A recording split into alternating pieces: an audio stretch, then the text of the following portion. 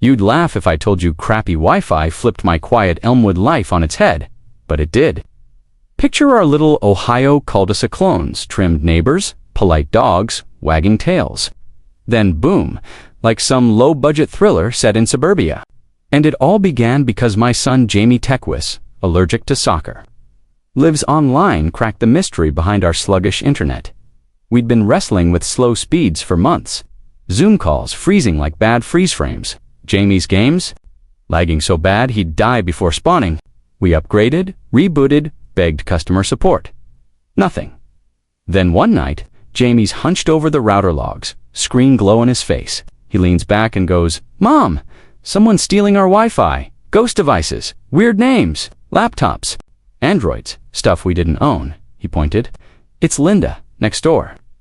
Linda, the frazzled single mom in the peeling blue house. Kids, always on their phones, scowling from the porch. We brought cookies when she moved in. Got a grunt. I brushed it off, but Jamie showed me the strongest signal hitting their side. And our password? Just the cat's name backward. My irritation hit hard, not at him, but at her. Feeding off our signal like it was owed, no asking, just taking. I said, "Lock it down." And Jamie did. Hacker mode, 32-character monster password, hidden network. Filters. Overnight, our internet was reborn. Pages snapped open. Jamie back to top scores. But I peeked out the window petty.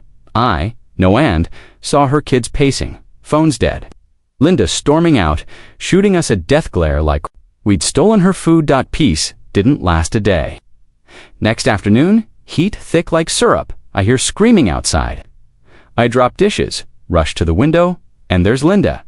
Hair wild, sweats sagging, aviators crooked, holding an old router like a war flag, shrieking across our lawn. "I know what you did, you smug freaks," cutting us off like we're trash.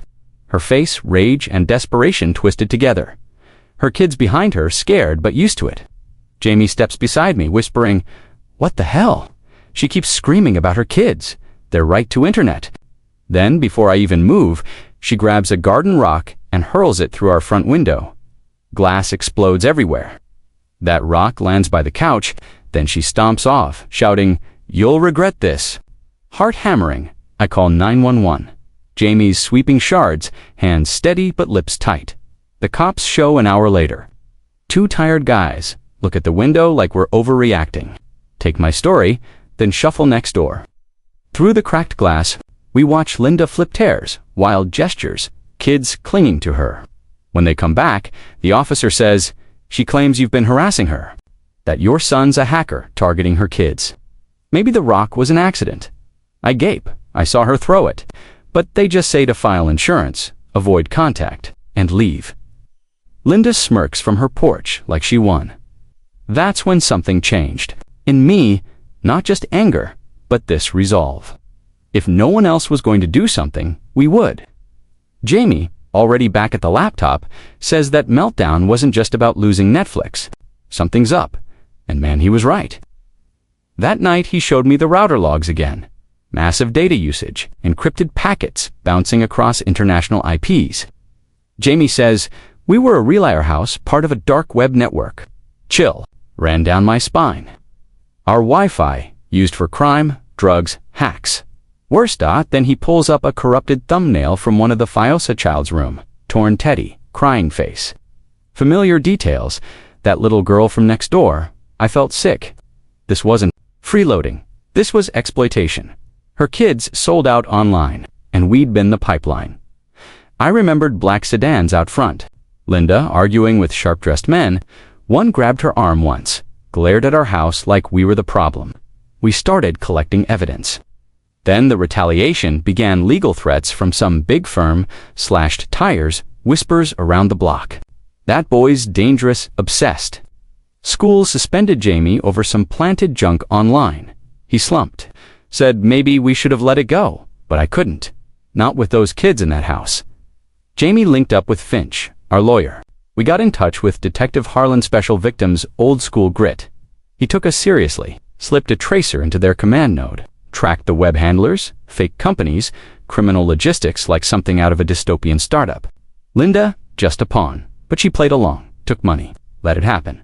Raids went global. I boy, one of the top guys, nabbed Midlatte.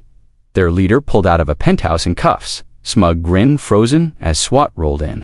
Linda arrested too. She cried in court, said she was coerced, but evidence said otherwise. Trials dragged. They dragged us.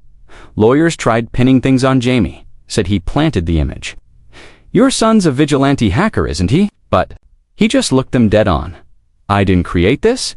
I found it, and I wish I hadn't. Guilty, across the board. Life sentences. Linda's plea deal scrapped when they caught her lying. Her kids placed in foster care safe. For now, though, who knows the scars now? Jamie's ditched hacking, builds things with his hands. I work with survivors, helping families spot signs early. Our streets quiet again, safer, but changed. So I ask you, did we do right or go too far? When does looking out for yourself stop being enough? Drop a comment. Tell me if your neighbor's darkness spilled into your home, would you act? Or shut the blinds and hope it fades?